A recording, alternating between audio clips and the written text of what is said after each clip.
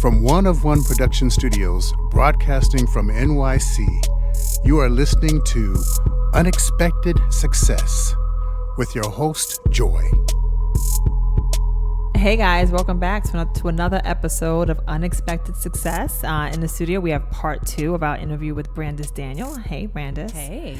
So where we left off last time, Brandis was telling us where she found the money. So Brandis, if you listen to the first episode, she produced a number of fashion shows that ended up being at Lincoln Center. And so just wanted to find out where she got the money and how she knew she could do it. So where do I start? Where do you start? I know. That is the question. So I'll start by saying that when I first started the events, I had heard of sponsorships. I had seen events, this event sponsored by, and so I knew that it was a possibility, but I had no idea how it worked. And so there was a woman who I had started working with. So once I did the first fashion show, I started getting emails from people who would say, hey, I saw you did this fashion show, like, congratulations on a great event. Just wanted to send you a note. Okay. And so one of the women who did that was, her name is, she did Brooklyn Fashion Week. Oh, wow. And so she emailed me, and Christy sent me that note. And I remember talking to her about sponsorships, and I said, how does it work? Like, do I need to show them my budget? Do they need to approve my budget and like approve all my budget items? And she said, no, you tell them, you produce the event, you let them know like what the exchange of value is, and what you're asking for is money, and you give them the value that they want to get, and they write you a check. And as long as you deliver on those benefits, then no, you don't have to show them a budget or anything. And I said, really? Really? Right. Really? So wait, so essentially they tell you what they want to get from the event. So whether it be like they want to be on the step and repeat, like, is that what now I know. So now I offer them, right? So now I go to them and I say, here are all the things that I can offer you. Here is, what this would cost. And so that here's what I think the exchange of value would be. So now, in my sponsorship proposals, I already have like, here's all the things that I can offer you. And when you say exchange in value, meaning, what exactly? Just so that the audience can really understand what that means. Yeah, absolutely. So whenever whenever you're giving money for something, you're expecting something in return, right? And so a sponsorship has to be a win-win relationship. The sponsor needs to walk away with something that they want, and you're walking away with something you want, which is, a check. The check. And so it could be access to a really influential audience. If you have that type of an audience, it could be media impressions, which means that you've now, because they've sponsored your event, now they've been exposed to, maybe 2 million people because they were partnering with your event. Right.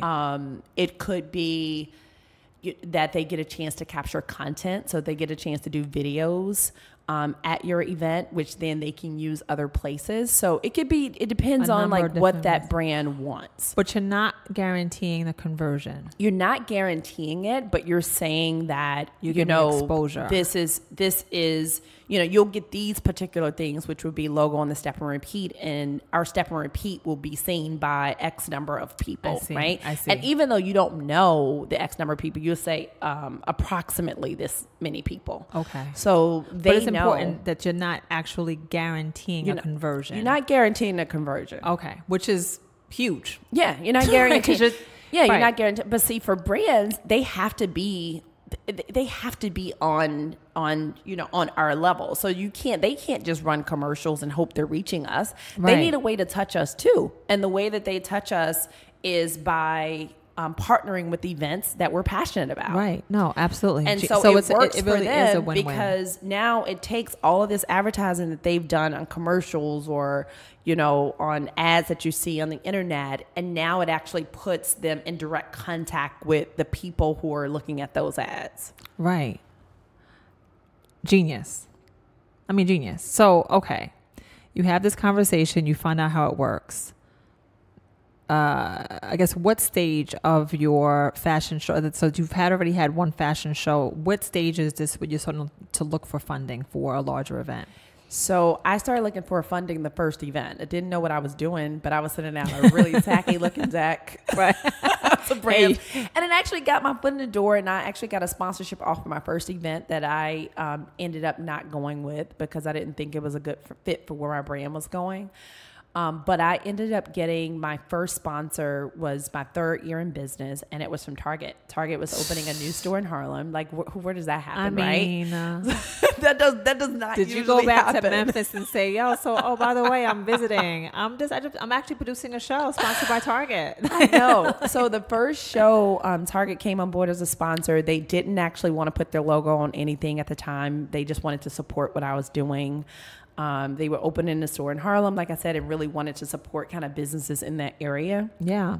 And so that was a way for them to kind of test the waters with us, support what I was doing, but not fully commit their brand to, be on a step and repeat with our brand because they wasn't exactly sure like what we were doing just yet. Right. That I have not had that happen since. Let me just say that. Right. Like that has never happened to me since. But what that a way to start. One thing. If there was ever any question whether you should be doing this, I mean, you're absolutely. now sponsoring an event with Target. Yeah, and then they sponsored my. So that was a third event, and then they came back on board and sponsored the fourth event. They were the sole sponsor of our fourth event, and that was the event that happened at Jazz at Lincoln Center. I mean, and what an event it was. So, okay. So you have Target, you know that this works. Yes. You know that it works. Do you then piggyback on Target and then get other sponsors? I mean, could you say, hey, Target's in, don't you want to be in? Of course. So, I was definitely able to leverage the fact that we were able to get Target because our second sponsor after Target was L'Oreal. So it was kind of Target kind of set the bar. Maybe she's born with it. Holy cow. So Target was the first brand, and then that kind of set the bar. So I was like, okay. So I didn't even know to go to smaller brands because I was like, okay, Target. Then it was L'Oreal, Dark and Lovely, who's under L'Oreal, and then it was Marriott International, and then it was Smart Water with Coke. So those were our first four brand partners. And where does that happen? I mean, so I'm blown away. All right. And so to bless us with how this all, I guess, rolled out, you wrote a book. Yeah, I did. You wrote a book, and it's entitled Sponsored. And it gives a step-by-step guide for how you get brands, corporate brands, huge brands, L'Oreal brands, Target brands to pay for events. Mm-hmm. And I guess, how did you come up with the concept of writing a book? I mean, that's amazing to share. When I was about probably 6 years into my business, I was like, I have to write all this down. Like I have to write down the process. I have to, because it gets to a point at which you're like, okay, this is a system. Right. So now let me work my system. Or if you don't get to that point, you should make whatever you're doing a system so that it's something that even other people can follow. And so I said, I'm going to write this down. I couldn't find the information. Every time I would look for a book, I still don't think there's a book out there on sponsorship that gives you step by step, no fluff. I mean, no kind of these are practical steps that people can take down to the scripts I use in emails and everything. I couldn't find anything out there. And so I said, you know what, I'm going to start writing a book. And I started and I wrote the book.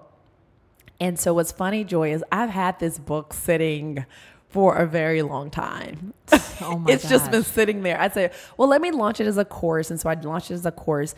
And last year I said, you know what? I am going to launch this as a book because every time I would go speak or be on any kind of panel, people wanted to know. They wanted a takeaway. They didn't want Harlem's Fashion Row. They wanted to know how you get brands to pay for this. Right. Exactly. Pay for this event. And so I said, I'm going to write a book, and for a limited time, I'm actually going to make it free. And people will just pay for shipping and handling, but it'll be my way to get everything that I've learned and all of my lessons out there so that other people can use this to their benefit. Okay, so how do the listeners get this book? Where can they find it? What's the website? It's mysponsoredbook.com. So it's mysponsored, SPONSORED book.com. Yes. And you can get access to this book. listen, I'm getting the book just because I need it. I'm not gonna have an event, but one day I might. And I do have a podcast, right? So yes, I'm you will sure a lot of absolutely this have an event. information, you know, could apply to even sponsoring podcasts. So, unbelievable. Got to get that. And so, as if all of that's not enough, like Harlem Fashion Row, you're writing a book, you're sponsoring podcasts. Oh my God, I have the book. There you go, Joy. There's your book. I have the book. I wish we're not on video. I'm like literally showing it to everyone. Like I mean, you guys can see me, but I'm gonna take a picture right now while I'm actually on this, and just take a picture while I'm doing this with me and the book in my hand. And so, okay, so as if all that wasn't enough, you came up with a new concept called the Great Girlfriends. Yes. And how did that come about? So I have a really great girlfriend. Her name is Sybil. And Shout out to throughout Sybil. I know, shout out to Sybil. And throughout the process of Harlem's Fashion Row, she would be the place where I would go to, you know, confidentially go over there and cry on her couch and tell her I was tired and that I wanted to give up and why was I doing this in the first place and I needed more sponsors. Well, when I came and cried to you, you said you need to meet Sybil. Yeah. And so she was that safe space for me for years. And her and her husband have been super supportive of, you know, me and Harlem's Fashion Row. And so she was at a place where she was looking to pivot and she was like, I need to talk to you. And so we kind of switched roles where she was coming to me and saying, okay, I'm trying to figure out like what my next step is and what I'm going to do next. And I know that, you know, God is calling me to a different place and I'm trying to figure out like what that looks like for me. And we both kind of kept talking about this same idea of giving back and a place where we could be vulnerable and share all of our lessons and all of our wins with other women. It's and so I important. said, I don't feel like there's a place out there where people are so really open and vulnerable and not, you know, putting up a front. Not putting up a front and not giving you kind of their best face. And we talked about, you know, what that could look like. And one day we were on the phone and she was like, you know, I can't remember how it went, but one of us said podcast. And I was like, well, I have a microphone and I have GarageBand on my computer. Why don't we just start a podcast? Why don't we do it together? And so we started doing like little focus groups, talking to women about like what they would want to hear about. And we initially thought that our podcast would really reach millennial women.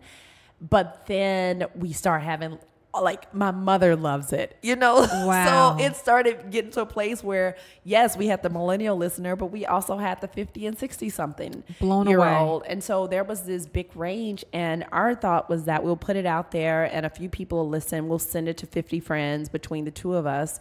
And that first month we did that, we had 1,000 downloads that first month. Holy cow. And we were like, okay, well, so where the other 950 people come from? Because we only sent this to 50 people. Right. And so it just started to grow and the word started to get out and women started saying, I can't believe you guys are so honest and so vulnerable in this space. Like we haven't been able to find this. Refreshing. Yeah. In this world of social media Absolutely. and filtering. Absolutely. Right. And it's just kind of grown from there. And so we started a conference, which we have coming up. Oh, and I can't wait to, and I'm definitely going to be there in attendance. I can't wait. I can't wait to come. So we're super excited about it. It'll be my first time going and I'm looking, I can't wait to, I know, I can't wait to jump around and, you know, get inspired. It's so much fun. Yeah, and I actually ran into Angelique Miles at the gym.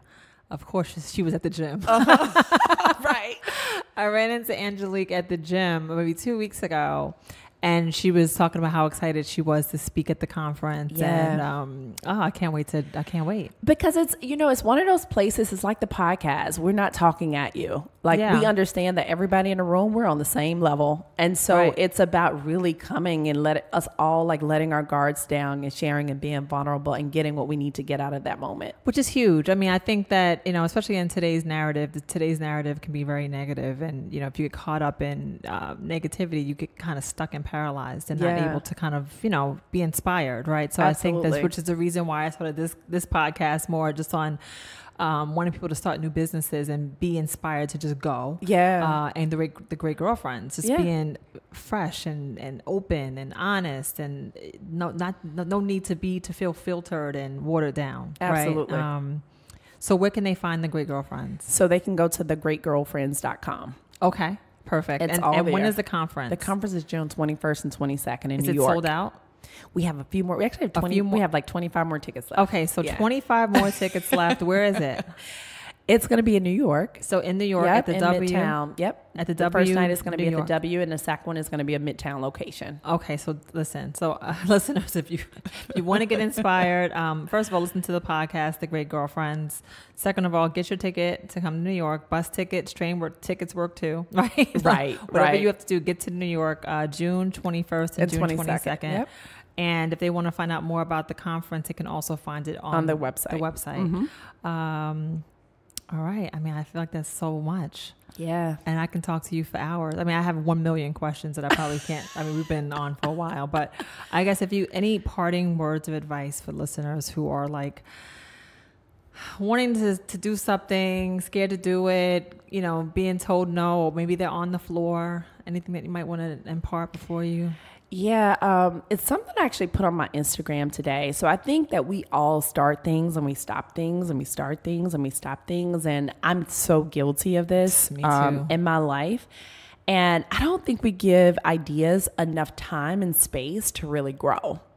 And so if you've only given an idea 4 months to grow, is it really fair to that idea? Like, it's not even a toddler yet. You Right, know, and you're right. getting rid of that idea at 4 months. Babies can't even crawl at 4 months. Right. No. And so I think we have to, you know, think about our ideas in the same way that we think about the evolution of almost anything, you know, humans and plants and, you know, vegetables. And you have to give things time to grow. You have to plant them, you have to water them, you know, and you have to give it Right. sunlight.